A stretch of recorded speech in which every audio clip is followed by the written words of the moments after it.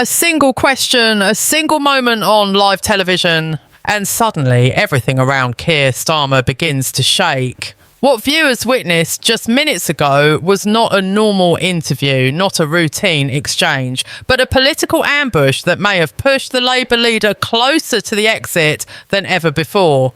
Power, pressure and panic collided live on air, and now the word spreading through Westminster is simple and explosive: resignation. What happened on live TV did not look dramatic at first. The setting was calm, the tone professional, and the questions appeared routine. But within moments, the atmosphere changed. A line of questioning, sharp and relentless, exposed cracks that Keir Starmer could not easily cover. His answers slowed.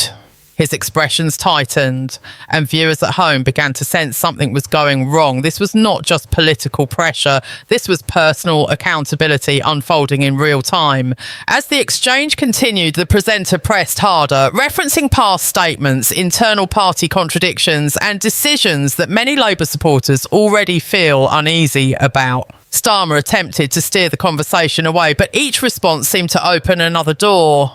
Instead of clarity, there was hesitation. Instead of confidence, there was visible discomfort. Social media reacted instantly, with clips spreading at lightning speed and commentators asking the same question: why does he look cornered? What made this moment different from past controversies was timing. Labour is already facing internal strain, falling trust numbers and growing frustration from both the public and party insiders. Against that backdrop, this live TV moment landed like a match thrown onto dry fuel. It wasn't just what was asked, it was what wasn't denied clearly. Viewers noticed pauses, they noticed carefully chosen words, and in politics, silence often speaks louder than speech. Within minutes of the broadcast ending, political insiders began briefing journalists anonymously. Some described the interview as damaging, others called it a turning point. A few went even further, suggesting that Starmer's position is now being actively discussed behind closed doors. No official statement has been released yet, but the sudden quiet from Labour headquarters has only intensified speculation. This is how political collapses often begin, not with a resignation letter, but with a moment the leader cannot control, a moment that breaks the illusion of command. Tonight, many are asking whether that moment just happened live on television. And if it did, what comes next could redefine British politics far sooner than anyone expected. As the shock from the live broadcast settled, the real damage began behind the scenes. Phones started ringing across Westminster. Senior Labour figures were suddenly pulled into urgent conversations. Advisers who normally project calm confidence were reportedly scrambling to control the fallout. Because in politics, the first reaction after a disaster often tells you more than the disaster itself, and this time the reaction was panic. Sources close to the party say the concern is not just about one interview, but about what it revealed. For months, Labour has tried to present Keir Starmer as steady, controlled and ready for power. But the live TV moment shattered that image. Critics inside the party believe it exposed a leader struggling to defend his own record under pressure. And once doubt enters the room, it spreads fast. Grassroots supporters reacted with anger and confusion. Some defended Starmer, arguing he was treated unfairly, but others were far less forgiving. Online forums and local party groups quickly filled with uncomfortable questions. Why were there no clear answers? Why did he appear unprepared? And most damaging of all, if this is how he performs under questioning now, what happens in a full election campaign? Opposition figures wasted no time. Rivals seized the moment, describing the interview as proof that Starmer is not fit to lead and out of touch. Clips were replayed again and again, each pause and stumble magnified. Political commentators began using phrases like credibility crisis and leadership problem. These are not words any party wants attached to its leader, especially this close to critical political battles. Inside Labour, the fear is deeper. Party unity has already been fragile. With factions pulling in different directions, a weakened leader risks reopening internal wars that never truly ended. Some MPs are now said to be questioning whether Starmer can still unite the party, let alone the country. Even the suggestion of doubt can be lethal at this level, because once MPs start thinking about survival, loyalty becomes optional. What makes the situation explosive is the silence. Since the broadcast, there has been no strong, confident rebuttal from Starmer's team. No clear message to shut down speculation, no decisive appearance to regain control. In politics, hesitation is interpreted as weakness, and weakness invites challenges. Rumours are now circulating that emergency meetings are being discussed, with senior figures assessing the scale of the damage. While no one is publicly calling for resignation yet, the language being used privately is telling. Words like unsustainable, pressure, and next steps are reportedly entering the conversation. These are the early warning signs of a leadership crisis. This is how power slips away, not in one dramatic fall, but through a slow loss of authority. A single live TV moment has now triggered days, possibly weeks, of uncertainty. And as the pressure builds from every direction, one question refuses to disappear. How much more can Keir Starmer withstand before the party decides the risk is too great? The storm is no longer outside, it's inside, and it's growing louder by the hour. As the hours pass, the focus is no longer just on what happened on live television, but on what happens next.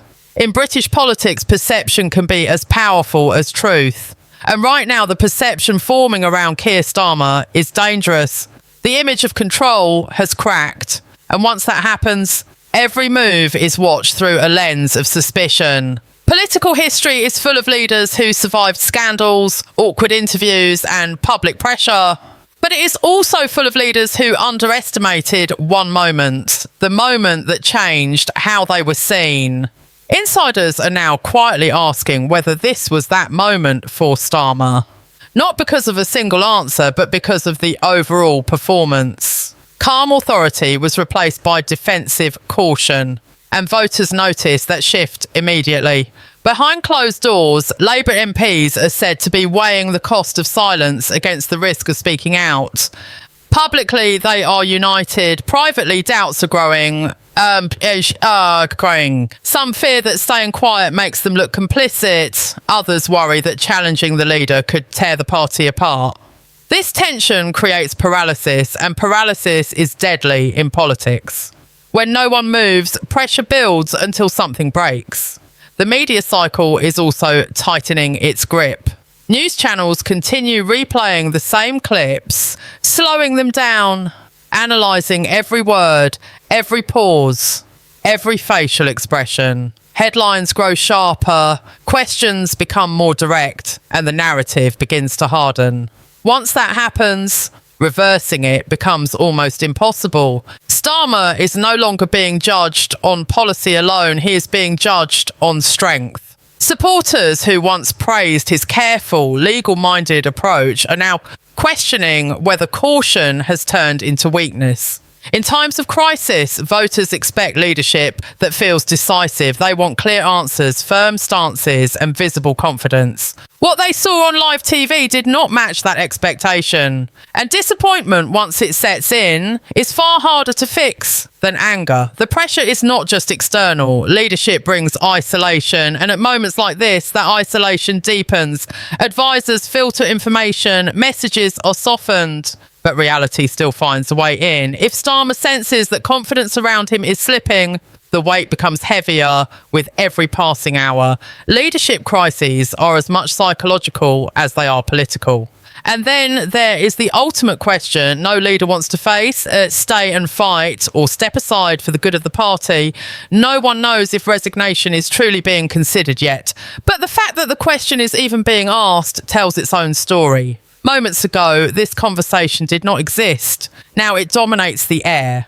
This is the dangerous middle stage of a political storm, the moment after the shock before the outcome is clear. A moment filled with rumours, fear and silent calculations. And as the spotlight remains fixed on Keir Starmer, one truth becomes unavoidable. This crisis is no longer about one interview. It is about whether his leadership can survive what comes next.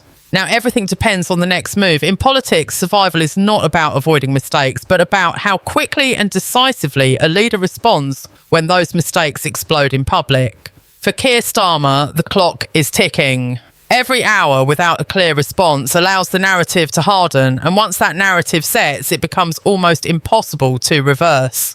There are only a few paths forward, and none of them are easy. Starmer can confront the situation head on, address the live TV moment directly, and attempt to reassert authority. But that requires confidence, clarity, and conviction, qualities many critics now claim were missing when it mattered most. A weak response would not calm the storm, it would feed it. Another option is silence, hoping the media cycle moves on. But silence in a leadership crisis is dangerous. It creates a vacuum, and vacuums are quickly filled by speculation, leaks, and internal briefings. The longer this continues, the more the story shifts from what happened to what is being hidden. That is a shift no leader wants.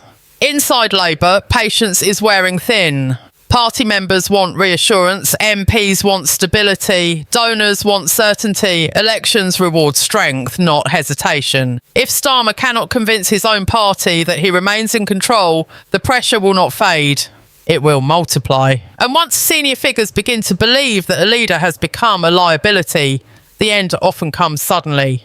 History shows that resignations rarely happen in the heat of the moment. They happen after nights of reflection, private meetings, and quiet agreements. By the time the public hears the words, the decision has often already been made. That is why the current silence feels so heavy. It suggests conversations are happening out of sight, away from cameras, where futures are decided. For the public, this feels like a turning point. Trust, once damaged, is hard to rebuild. Viewers who watched that live TV moment did not just see a politician under pressure, they saw uncertainty. And uncertainty at the top spreads fear below. Governments fall. Not only because of opposition attacks, but because belief drains away. So the question remains hanging in the air. Is Keir Starmer on the brink of resignation, or is this the crisis he survives to emerge stronger? The answer may come sooner than anyone expects. One statement, one decision, one final move. Until then, Britain watches, Westminster whispers, and a single live TV moment continues to echo through the heart of power, threatening to end a leadership that only minutes ago seemed secure.